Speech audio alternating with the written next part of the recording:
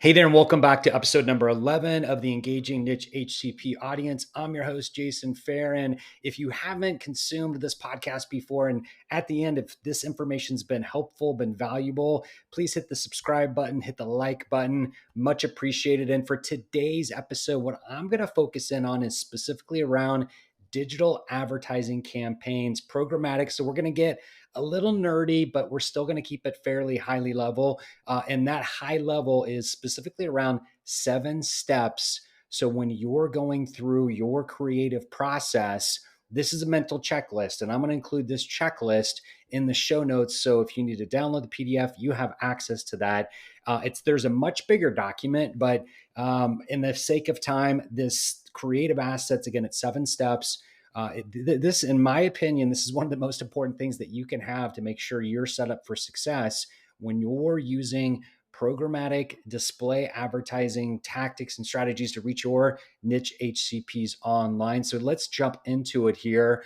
So the big thing that we do is when we're having a kickoff call with the client, and even before the kickoff call, when we're getting in that creative mindset with them, we obviously want to dive into their solution, understanding, hey, what's the process when you specifically are interacting with a prospect for the first time? What's that process look like? What's that journey look like? So we can have creative elements to help amplify that, educate, a la doing the awareness to consideration to actually like converting, right? So we want to map that out specifically digitally and also creatively. So when that person sees the message for the first time, and then they get retargeted, for an example, what's that additional creative? And then obviously, what are all the checkpoints in between when it comes to measuring, tracking, and then analyzing all that information on the back end? So again, fairly high level, we want to keep it, but there are some things that we'll get into the weeds a little bit here. But ultimately, what we're doing is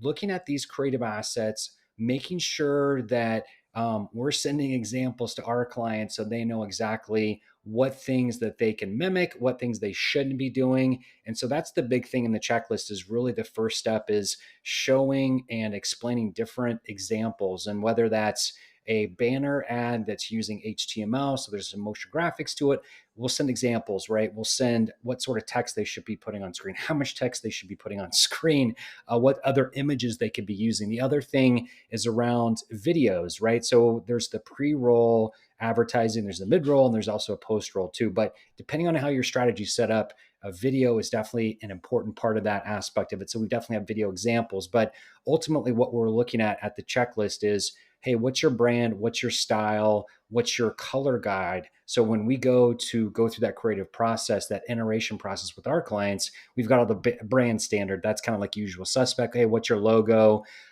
So that's kind of like the basic things. But ultimately what we're doing is really understanding how your solution helps convert your physician audience, right? So what are those hooks that you potentially may be using? Let's make sure we've got those in the messaging, but then also when you're nurturing your prospects, a la your sales funnel, what sort of key elements are you mentioning? So that's the other thing. That's the other part of the checklist, is really understanding the sales process. So for example, we were on a client call today. We asked them, hey, when someone walks up to your booth cold at a conference, what's that process look like? Like, hey, I know you badge scan, but what's the first thing you talk about? What's the second thing you talk about? What's the third thing you talk about, right? So what's that cadence? What's that buyer's journey look like? And we want to map that out specifically online as best as we can, and then also connect the dots. So the other part of the checklist here is specifically looking at, hey, where are we driving this traffic, right? Is hopefully it's not the homepage of your website, but hopefully it's somewhere where they can get more product information. The other thing you want to be able to do is when someone clicks on that banner, they go to that landing page. We want to be able to nurture them down the page, meaning like we don't want to put something at the top of the page that's really lower on the funnel to educate about your solution. So typically what we're doing is a product page on a normal website typically doesn't help spell out that journey, right? So ultimately what we do is I think most people through the lens of a product page is like, hey, they're envisioning someone's looking at the product that they may have interacted with before. The way we look at it, this is a conversion, hopefully a conversion, or at least to get to the point where they want to talk to sales, right? They educate them enough on this landing page. So typically what we're doing is we're putting a more conversion friendly landing page together, or we're recommending and mocking up things for a client to do, right? Because what happens a lot of times is these landing pages unfortunately get passed off to a designer, right? The designer's making it look pretty. Unfortunately, what happens is those pretty designs don't get conversions.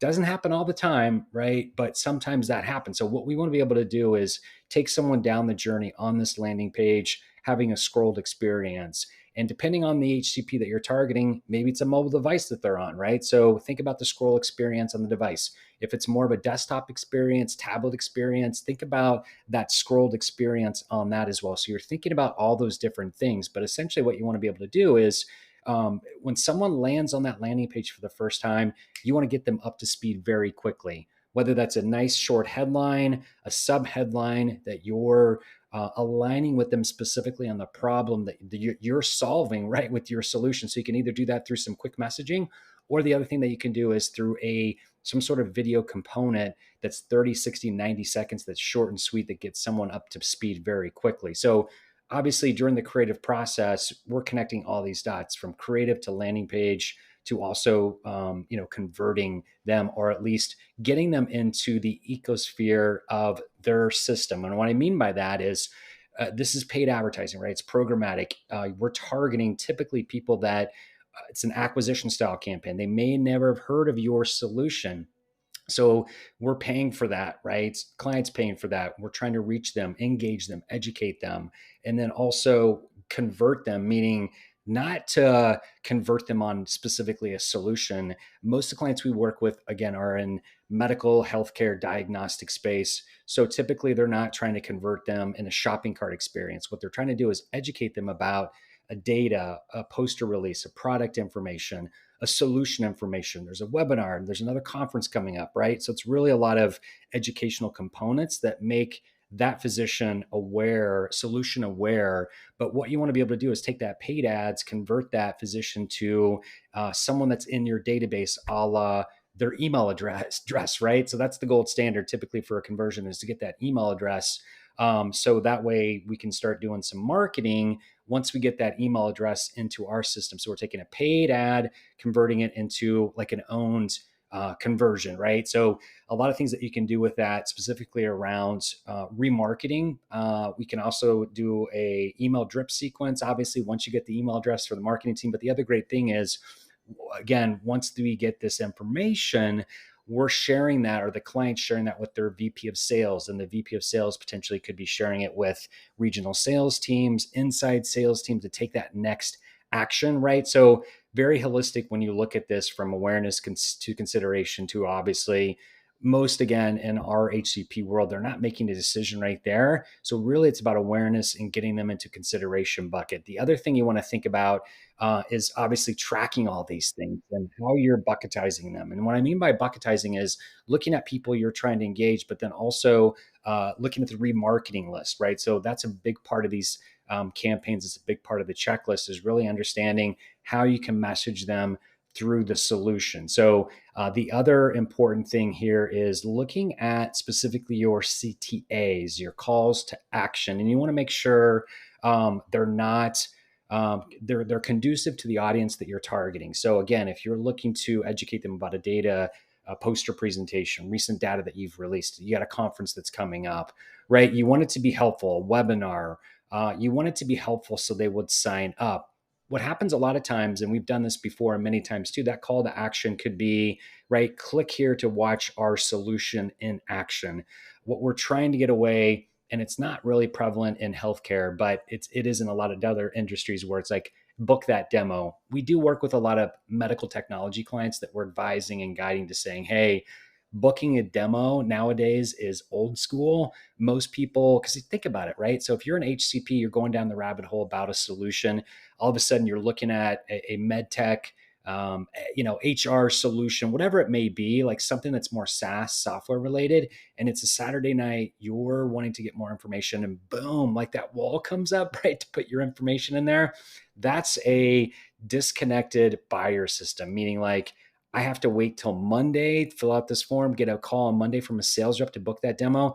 Those days are long gone. So what you want to be able to do is at least spoon feed your audience, providing some information. So it could be where you have again, watch our video or watch our solution in action through this video. Maybe you have a turnstile in that video. And if you're not familiar with the turnstile or what potential video players that you can incorporate into it, I'll include in the show notes too. But the way it works is it's a teaser. So again, watch our solution in action. HCP clicks on it. They get the first 15 seconds. And if they're engaged, they want to see the rest of the video, they have to include their email address. So it's a great way to test. Maybe you're testing that pool of audience. If you have, let's say 5,000, physicians, MPIs that you're trying to target, maybe you send half the traffic to a landing page that has the video, the other half you don't. So there's some very strategic ways. Hopefully this has been helpful as you work with your team or your partners or your vendors when you're setting up your niche HCP, audience campaigns, trying to influence your niche HCPs. Hopefully this 7-step checklist has been helpful. I'm going to also include it in the show notes as a PDF so you can download that. There's other elements on this list too as I'm scrolling down is, looking at analytics, the data, UTM codes, Google Analytics, Google Tag Manager. So it's a really robust checklist that you can dive into, that you can understand long before you're reaching out to a potential partner. So if this information has been helpful, hit the like button, hit the subscribe button, and look forward to talking to you soon. Bye for now.